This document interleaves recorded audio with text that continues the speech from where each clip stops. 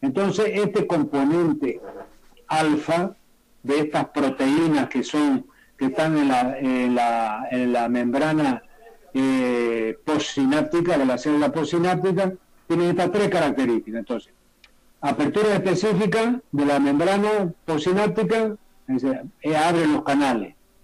Activa el AMP cíclico y GMP cíclico. 2, 3, activa las enzimas intracelulares y activa la transcripción genética.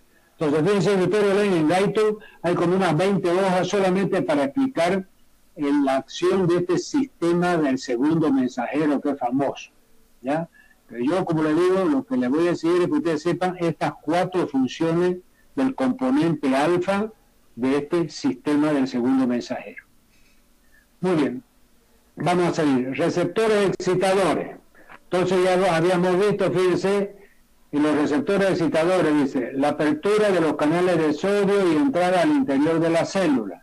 Entonces, fíjense que los receptores excitadores están bien relacionados con la apertura de los canales de sodio, porque el que inicia el proceso de despolarización de la célula, como yo les mostraba en esa pizarrita ayer, con esa pizarra bien precaria que no se puede escribir bien, pero yo les mostraba de que el sodio, la membrana está cargada positivamente por fuera y negativamente por dentro. Ahí comienza a entrar el sodio y la membrana cambia su polaridad, se hace positiva por dentro y negativa por fuera, y una 10 milésima de segundo después comienza a salir el potasio y la membrana otra vez cambia su polaridad y queda negativa por fuera y positiva por dentro. Muy bien, entonces acá estamos ya más detenidamente estudiando estos receptores excitadores. Entonces estamos viendo que estos receptores excitadores están relacionados con la apertura de los canales de sodio que entran al interior de la célula. Al entrar el sodio, que es positivo, esa célula hemos dicho ya que cambia su polaridad, o sea, queda ya, en vez de estar negativa por dentro y positiva por fuera, queda positiva por dentro y negativa por fuera. Y fíjense que estos receptores excitadores disminuyen la difusión de cloro o cloruro al interior de la célula y la salida del potasio al exterior. Porque si ustedes se acuerdan, nosotros habíamos visto todo lo contrario de esto cuando la célula se hiperpolarizaba. Cuando la célula se hiperpolariza y se vuelve inexcitable, era porque aumentaba la difusión de sodio al interior y aumentaba la salida de potasio al exterior. Entonces, esos dos factores, aumentando la entrada de negativo y aumentando la entrada de positivo que dejan de neutralizar el negativo, para todos los efectos es que se contribuye a que dentro de la célula siga habiendo más electronegatividad. Entonces, aquí al contrario, fíjense, el excitador lo que hace es disminuir la entrada de cloro, ¿ya? Y disminuir la salida del potasio. Entonces, ellos disminuyen la entrada de cloro, que es negativo, y disminuyen la salida de potasio para que no quede libre con una carga negativa otro elemento como el cloro, supongo. Cloro negativo, potasio positivo. Si sale mucho el potasio positivo, queda el cloro negativo libre, sin nadie que lo neutralice, ¿ya? Entonces voy a ver si yo puedo con mi lapicito aquí hacer alguna cosita para que ustedes me vean eso. A ver una cosa. Voy a activar, si tengo que activar la pizarra primero, ¿no?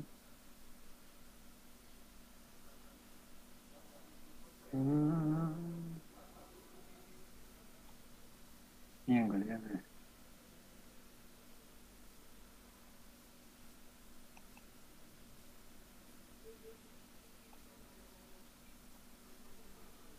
Un ratito.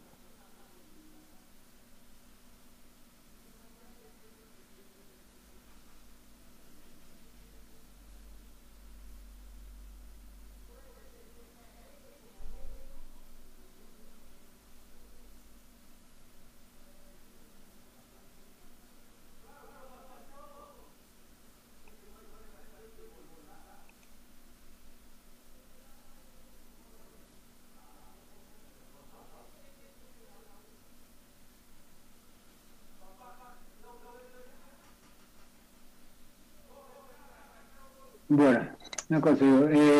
Entonces, no nos vamos a detener mucho acá, como le digo, porque si no vamos a perder mucho tiempo. Lo importante que ustedes sepan entonces que los receptores excitadores favorecen los canales de sodio para que entre al interior de la célula y disminuyen los canales de cloro, es decir, para que entre a la célula, y evitan la salida de potasio. Los mecanismos intrínsecos que excitan la actividad celular. Muy bien, vamos a la próxima. Receptores inhibidores. Entonces, ¿cuál es la característica? Todo lo contrario de lo otro. Fíjense que allá habíamos dicho que los receptores excitadores facilitaban la entrada del sodio, disminuían la salida de potasio. Ahora los inhibidores, fíjense, es decir, facilitan, o sea, la difusión del cloro al interior de la célula. 2. Aumentan la salida de potasio al exterior de la célula. Y activan las enzimas del receptor que inhiben las funciones metabólicas celulares. Bueno, esto es algo genérico ya, ¿no? Pero lo que ustedes tienen que saber si es esto. Yo les digo, ¿cuáles son las funciones de los receptores inhibidores? Entonces, es decir, fíjense, aumentar la difusión de cloro al interior de la célula, con carga negativa. Y aumentar la salida de potasio al exterior de la célula con carga positiva, para liberar un negativo, por ejemplo el cloro, que yo le decía, el cloro negativo está neutralizado por un potasio positivo. Si el potasio positivo sale para afuera, se le facilita la salida, queda el cloro negativo adentro haciendo efecto y aumentando la electronegatividad de la célula. Así como el cloro, al entrar, aumenta la electronegatividad también. ¿Ya? Entonces ese es el mecanismo. Vamos a ver los neurotransmisores nuevamente. Fíjense, son sustancias químicas que se encargan de la transmisión de señales de una neurona a otra a través de la sinapsis. También se encuentra en la terminal axónica de la neurona motora, donde estimulan las fibras musculares para contraerlas. Son producidos en algunas glándulas, como la glándula pituitaria y la glándula adrenal. La pituitaria, ustedes saben que es la hipófisis, ¿no? Muy bien. Entonces acá, fíjense, ya vamos a ver, como yo les decía, uno por uno cada neurotransmisor. ¿Ya? Fíjense, comenzamos con la acetilcolina. ¿Ya? ¿Cuál es el efecto de la acetilcolina sobre el corazón? Fíjense que aquí lo he puesto grande, yo una flecha grande. A ver, aquí lo voy apuntando. Aquí está la flecha grandota y está un corazón grandote. Entonces, fíjense que la acetilcolina, dicen, casi siempre es excitador en los otros órganos, pero y siempre es inhibidor en el corazón. Van a ver que la acetilcolina, por ejemplo, excita, por ejemplo, los movimientos peristálticos en el intestino, el sistema gastrointestinal, etcétera. Pero en el corazón siempre frena la acción del corazón, inhibe la acción del corazón, y eso lo vamos a ver ya a través del nervio vago, ¿no? Ese es el efecto sobre el corazón. Ahora, lugares donde se segrega este neurotransmisor llamado acetilcolina. Fíjense que son las células piramidales. Las células piramidales son unas neuronas grandes que hay en la corteza cerebral, se llaman células piramidales. Las neuronas de los ganglios basales, las motoneuronas que tenemos en la médula espinal, fíjense que lo vamos a ver cuando lleguemos a médula, son motoneuronas que generan los músculos esqueléticos. Después la neurona preganglionar del sistema nervioso autónomo y las neuronas postganglionares del simpático. Después, cuando veamos eso, vamos a hacer bien énfasis que son neuronas preganglionares, que son neuronas postganglionares, que son fibras preganglionares, que son fibras postganglionares. Eso en un momento lo vamos a repasar. Y después algunas neuronas postganglionares del simpático. Entonces, fíjense, en todos estos lugares se produce este neurotransmisor llamado acetilcolina, cuyo efecto casi siempre es excitador y solamente es inhibidor en el corazón, en la parte cardíaca. Vamos con el siguiente neurotransmisor. Aquí vamos a seguir con la acetilcolina, entonces. Es la responsable de muchas de las estimulaciones de los músculos, incluyendo los músculos del sistema gastrointestinal, que yo le decía. También se encuentra en neuronas sensoriales y en el sistema nervioso autónomo. El famoso veneno botulina funciona bloqueando la acetilcolina, causando parálisis. El derivado de la botulina, llamado Botox, se usa para muchas personas para eliminar temporalmente las arrugas. Entonces, fíjense, aquí estamos aprendiendo una cosa que es muy frecuente en la Magnífica. Ustedes saben que la Magnífica vende hasta su colchón para para embellecerse y sacarse algunas arruguitas que tengan en la cara, ¿no verdad? Y para eso se hacen aplicaciones de Botox. Entonces fíjense que el Botox es una toxina, una sustancia que es considerada una toxina, ¿ya? Y ustedes van a ver que después vamos a ver de qué sustancia se va a sacar, ¿ya? Pero de qué lugar se saca ese Botox, vamos a ver después la parte que corresponde, pero sepan que esta toxina botulínica, ¿ya? El botulismo es producido por el Clostridium botulinum, es una intoxicación alimentaria. Entonces ese Clostridium botulinum que está en la lata contaminada, los morrones, los champiñones, etcétera, hay esta neurotoxina que se llama toxina botulínica. De ahí se saca el Botox porque paraliza la contracción muscular. Entonces esas arrugas que tienen las personas con la edad, es decir, al inyectarle usted el Botox derivado de la toxina botulínica, es decir, se relaja el músculo ahí estaba contraído, medio paralizado y contraído, entonces usted al poner el Botox relaja el músculo y desaparece la arruga. Pero lógicamente eso dura mientras dura el efecto de la toxina, del Botox, que es traído de la toxina botulínica. Después de unos días la magnífica también se está volviendo media arrugadita, ¿no verdad? Muy bien, seguimos entonces.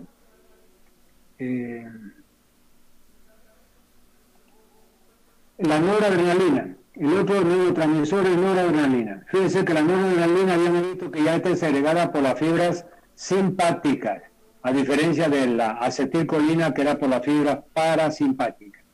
Dice, es secretada por muchas neuronas del tronco encefálico e hipotálamo. 1. ¿De qué lugar? En el locus ceruli, que está en la protuberancia, revela el humor, la conciencia, el estado de alerta.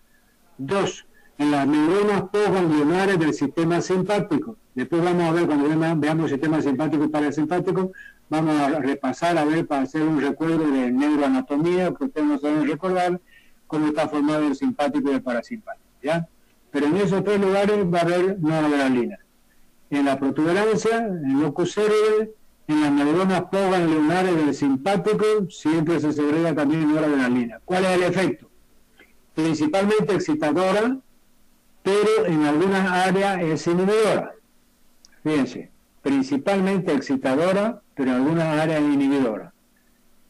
La noradrenalina o norepinefrina está fuertemente asociada con la puesta en alerta máxima de nuestro sistema nervioso.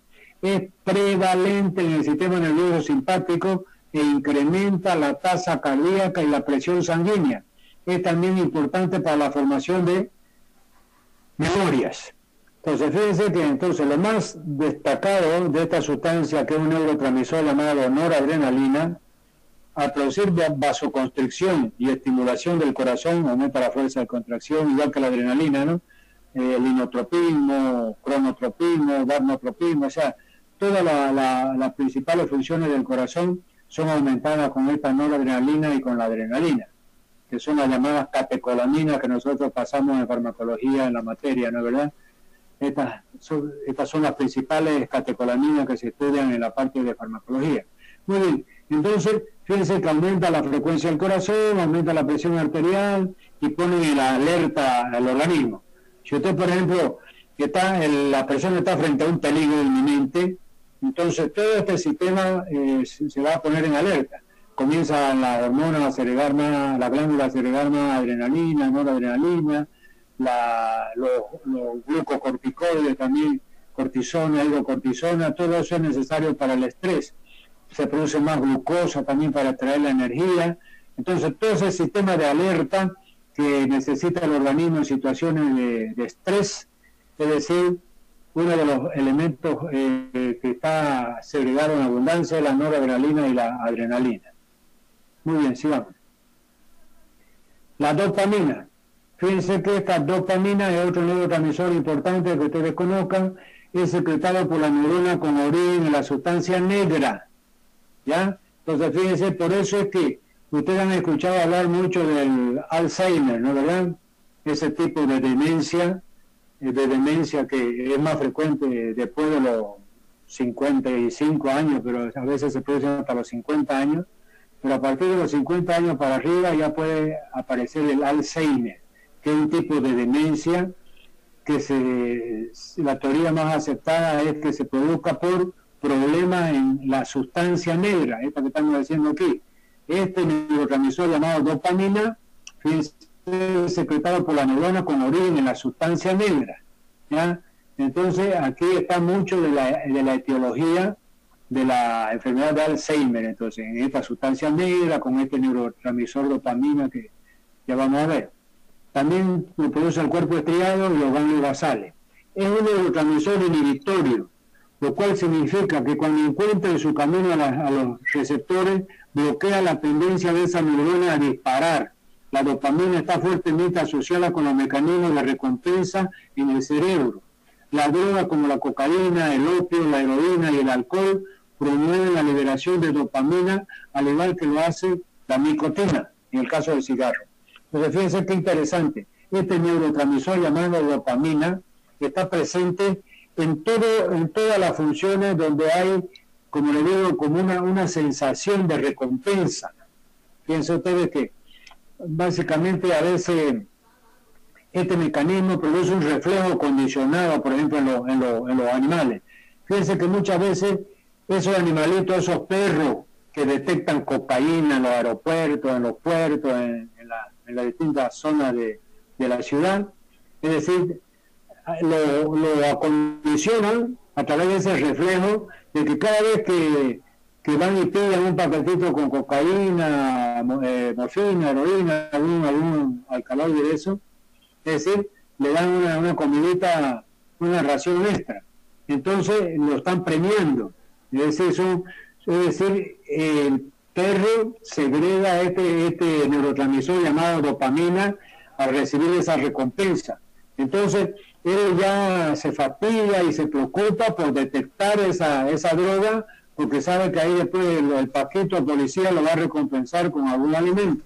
Entonces, fíjense que ese es el mecanismo de compensación de estos neurotransmisores, que tiene un ejemplo clásico, ya como le digo, en la adicción y dependencia. O sea, lo vuelve adicto. Todos los adictos a heroína, morfina, cocaína, LSD, etcétera, se vuelven adictos también porque, es decir, le produce ese placer de volar, de estar, desconectado, ¿no es verdad? Entonces, cada vez necesitan consumir más droga para volar a la misma altura, poniéndolo así en tono irónico, ¿no es verdad? Entonces, cada vez tiene que aumentar la dosis de marihuana, de cocaína, de morfina o de heroína, porque cada vez el placer que siente necesita que usted vaya duplicando la dosis. Por ejemplo, antes con un cigarro de cocaína, por ejemplo, con un pitillo, el tipo volaba media hora. Ahora necesita 2 pitillos para volar esa misma media hora. Después va a necesitar 3 pitillos para volar esa misma media hora. Entonces, hay un mecanismo de recompensa y de tolerancia y dependencia. Entonces, hace el paciente. La tolerancia es que va tolerando la droga y va necesitando más dosis para tener el mismo efecto, ¿no es verdad? Por eso se llama adicción. Se va volviendo adicto y tolerante a la droga. Entonces, y todo eso es manejado, como le digo, por un sistema de recompensa que está comandado por este neurotransmisor llamado dopamina, ¿ya? El cigarrillo igual. La nicotina, fíjense, que también produce adicción y dependencia, así los grandes fumadores, eso no pueden vivir ya sin el cigarro y mueren con enfisema pulmonar en último grado, asfixiados ya sin alvéolo prácticamente, ¿no? Muy bien, entonces eso con relación a la dopamina. Vamos a ver ahora otro neurotransmisor que se llama glicina.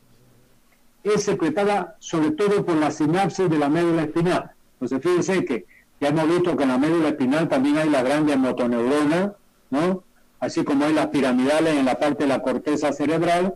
Aquí en la médula espinal tenemos las grandes motoneuronas, que son las que van a mandar sus terminaciones nerviosas a las fibras estriadas. Van a inervar los músculos estriados, después vamos a ver. El efecto entonces de la glicina, principalmente inhibidor también, fíjense. La glicina es un aminoácido neutro, cuya distribución está más localizada que la del GABA. La glicina inhibe un ratito, y descarga la neurona motora de la médula espinal y del tronco encefálico, pero solo tiene un débil efecto sobre la neurona de la corteza cerebral. Más de un 10% de la sinapsis inhibitoria en la médula espinal usan la glicina como inhibidor, utilizando el GABA la restante. Entonces, fíjense, aquí tienen que saber que es un neurotransmisor inhibidor, ¿ya?, que tiene ampliamente distribuido y está la glicina aminoácido neutro, cuya distribución está mucho más localizada que el GABA. GABA es ácido gamma aminobutírico, que vamos a ver después. Este está más disperso en el organismo. Esta otra no, está más localizada. Y los lugares donde está hemos visto que son en la sinapsis de la médula espinal y en la neurona motora de la médula espinal. ¿Ya? Ahora, fíjense ustedes, vamos a bajar esta porquería aquí que no está. Ya. Entonces, el glutamato. Fíjense que este glutamato es otro neurotransmisor que es el más numeroso que tenemos en el cuerpo. El glutamato es un pariente excitatorio del GABA. Vamos a ver por qué estamos hablando del GABA aquí. No hemos pasado. De la glicina no hemos pasado, venía el GABA. ¿Ya? Entonces, vamos a ver aquí. Aquí está GABA. Es ácido gamma aminobutírico. Es secretado en las terminaciones nerviosas de la médula espinal, cerebelo, ganglio basal en muchas áreas de la corteza cerebral. ¿Cuál es su efecto? Produce inhibición, entonces inhibitorio, el GABA, ácido gamma aminobutírico, entonces ya saben, pero siempre se lo dice abreviado GABA. El GABA actúa como un freno de los neurotransmisores excitatorios que llevan a la ansiedad. La gente con poco GABA tiende a sufrir de trastorno de la ansiedad y los medicamentos como el Valium funcionan aumentando los efectos del GABA. Si el GABA está ausente, en algunas partes del cerebro se produce la epilepsia. Entonces, fíjense que es importante este neurotransmisor GABA, porque actúa, es decir, contrarrestando la ansiedad. Entonces, si hay un trastorno patológico que disminuya la secreción de este neurotransmisor GABA, entonces, como hay poco GABA, la ansiedad se libera y estos pacientes pueden tener síndrome de pánico, esos problemas ansiosos graves a veces, ¿no, verdad?, por deficiencia del GABA. ¿Ya? Entonces, escúchenme, vamos a parar aquí para que vayan algunas preguntas, porque tenemos ya unos 10 minutitos y podamos... Voy a compartir imagen.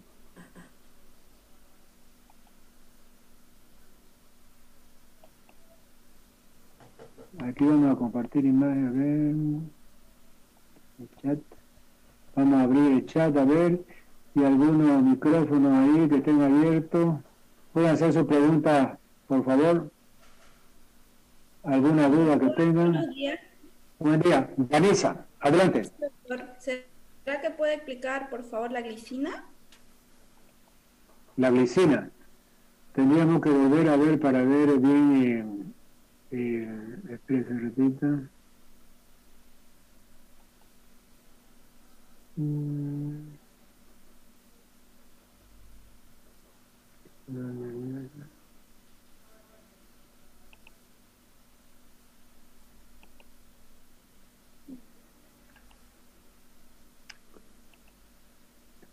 Ahí está el GABA y anterior a esa estaba la glicina. Decíamos, mire, que la glicina es eminentemente inhibidor. Entonces le estoy poniendo los efectos bien concretos.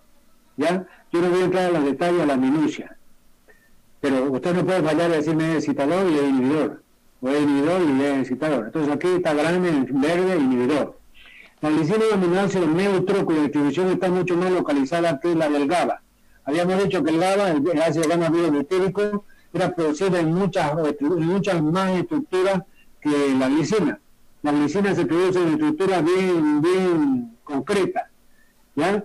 En el sistema nervioso central, sobre todo en la médula espinal. Allá arriba está, es secretada sobre todo por la sinapsis de la médula espinal.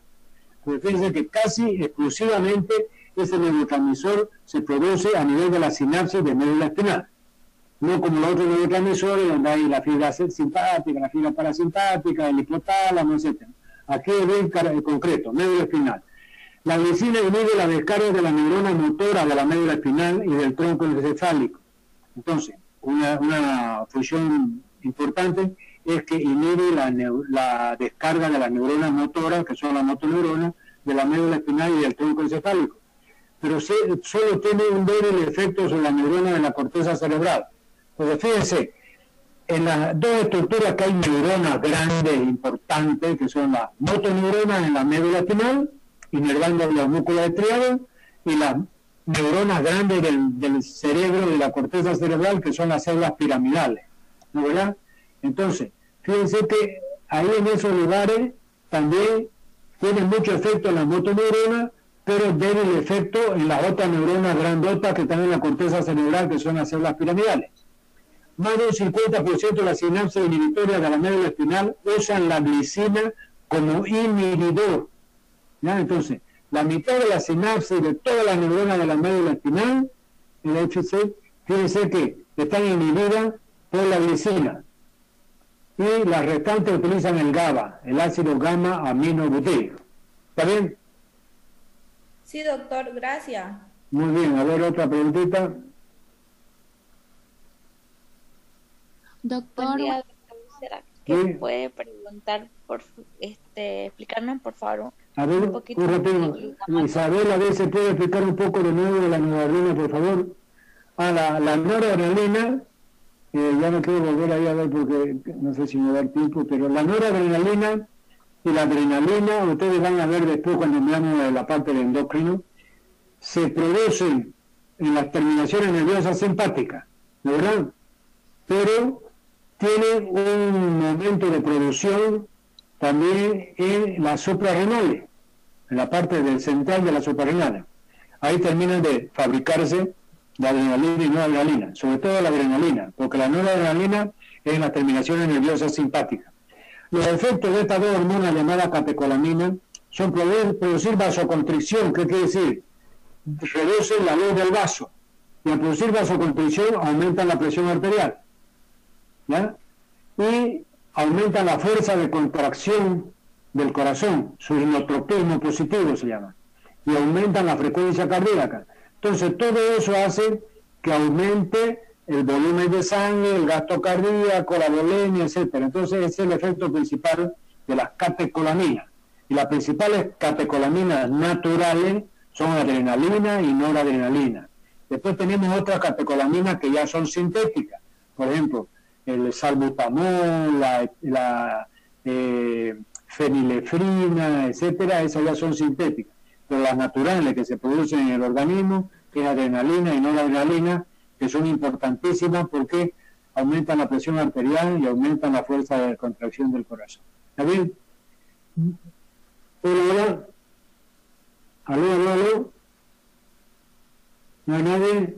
sí, Sí, doctor, lo escucho. Ya. No, como te he dicho, la hora estoy pensando que ya Zoom me ha quitado el audio. No, pero aquí dice de inicio. Doctor, ¿puede explicar sobre el inotropismo y conotropismo con relación a los neurotransmisores? Ya, perfecto. Entonces decíamos que el corazón tiene 4 funciones básicas. Inotropismo, que es la fuerza de contracción. Cronotropismo, que es la frecuencia cardíaca. Dronotropismo, excitabilidad, ¿ya? Y magnotropismo, conductibilidad, ¿ya? Muy bien. Entonces, todas esas funciones de mayor frecuencia, mayor fuerza de contracción, mayor excitabilidad, mayor conductibilidad, están aumentadas por estas hormonas y neurotransmisores llamados adrenalina y noradrenalina. ¿Está bien? Kelly Lisset Valdivieso. Doctor, ¿será que por favor puede explicar sobre los receptores inhibidores? Ya, los receptores inhibidores son aquellos que no producen el potencial de posináptico excitador, ¿no verdad? Habíamos visto que los receptores inhibidores era cuando entra el cloro, carga negativa, sale el potasio, carga positiva, y la célula, en vez de subir hacia su umbral a menos 45 milivoltios, baja y se hace más electronegativa, se baja a menos 70 milivoltios. En reposo era más 65 milivoltios. Cuando está definida o hiperpolarizada, se baja a menos 70 milivoltios. Ahora, ahí no, se vuelve inexcitable. Entonces, por eso es que es decir, los receptores inhibidores, es el que hacen ese trabajo, esa función de como el impulso nervioso fue muy débil y no la llevó a la célula hasta su umbral, sino que se hizo más electronegativa. Entonces ahí es donde están funcionando los receptores inhibidores.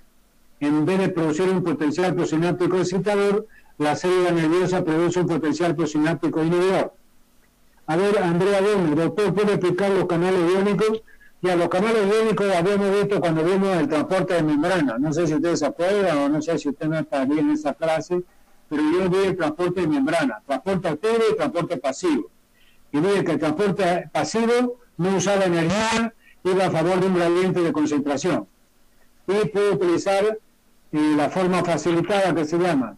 Y hay el transporte pasivo facilitado por una transportadora, por una proteína transportadora o carrier, y hay el transporte pasivo a través de los canales iónicos, de sodio, de potasio, etcétera, calcio. Y el transporte activo utiliza energía, va en contra de un gradiente de concentración y utiliza también una proteína transportadora. Y puede ser de dos tipos.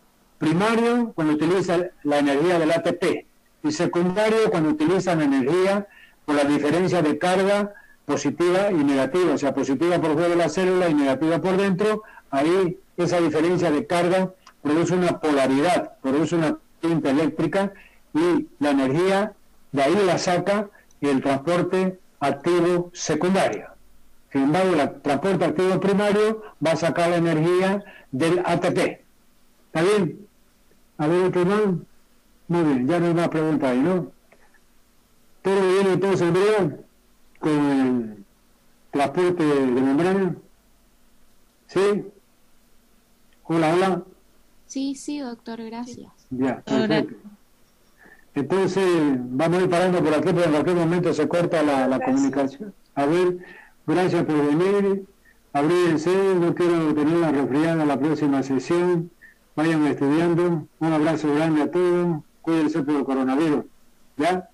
Muchas gracias. Gracias. Doctor, igualmente. Gracias, doctor. Hasta luego.